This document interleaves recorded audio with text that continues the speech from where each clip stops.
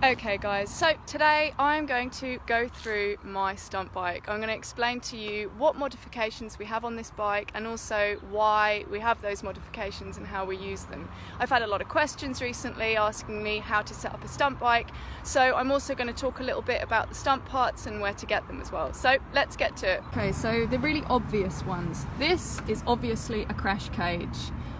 This is called a shark's fin and it stops my fingers from being cut off if I by accident put them in the chain.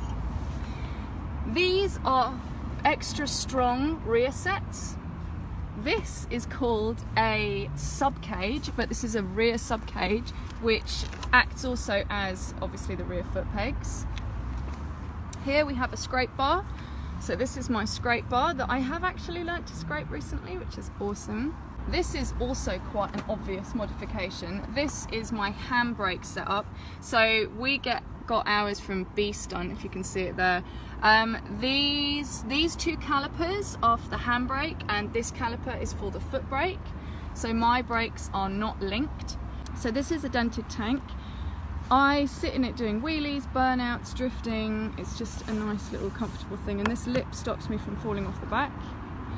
This is a hole in the seat for my foot. It's also a very handy place to keep my gloves when I'm not using them.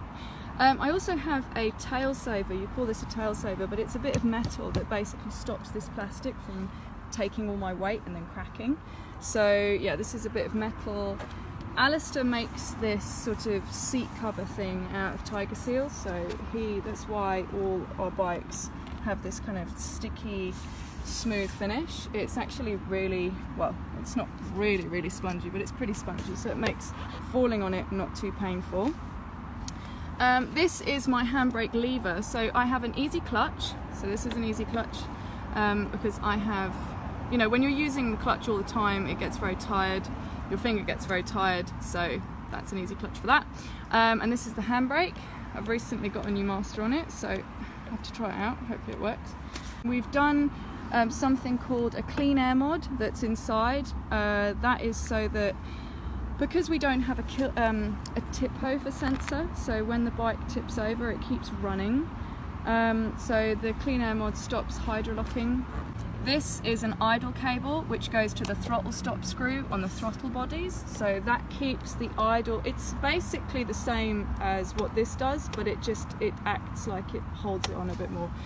So that's when we're doing things with no hands and stuff, it just keeps the idle up. We usually have it at about 3,000 revs, 4,000 revs, and yeah, it just means that you can actually do no hand tricks as well. Oh yeah, another really obvious one that I missed is the huge sprocket on the back.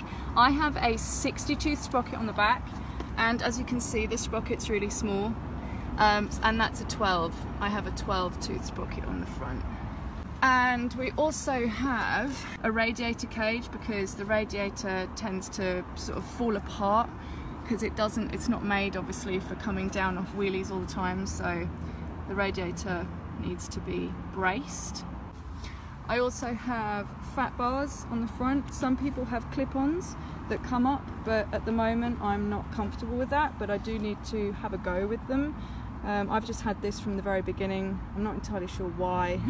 We also both run an ignition advancer, which obviously you can't see, but it's like a star that's inside the ignition. It just advances the ignition so that it cuts out the boggy, because this is a Honda CBR 600 FS, also known as an F4i, and they're quite boggy, so when you're riding one on the road, I mean I have one for the road as well, and I really notice the difference between one that has an ignition advancer and one that doesn't. Out of all the different stunt bikes that you can get, this one is one of the more robust ones, and that's why we ride it, is because we don't have a huge amount of time to spend in the garage fixing the bikes all the time. But they do have their problems, like they're quite boggy, heavy, their idle isn't as strong as the 636 and so on. But you know, I mean, Mike Jensen rides it, or used to ride it, and so does Florian Buggs. So if you look those two guys up, if I ride like them, I'd be happy. So these bikes, they do a job. If you're interested in getting into stunt riding or anything like that, I recommend you go on websites like Sick Innovations, On Point, Impact Tech.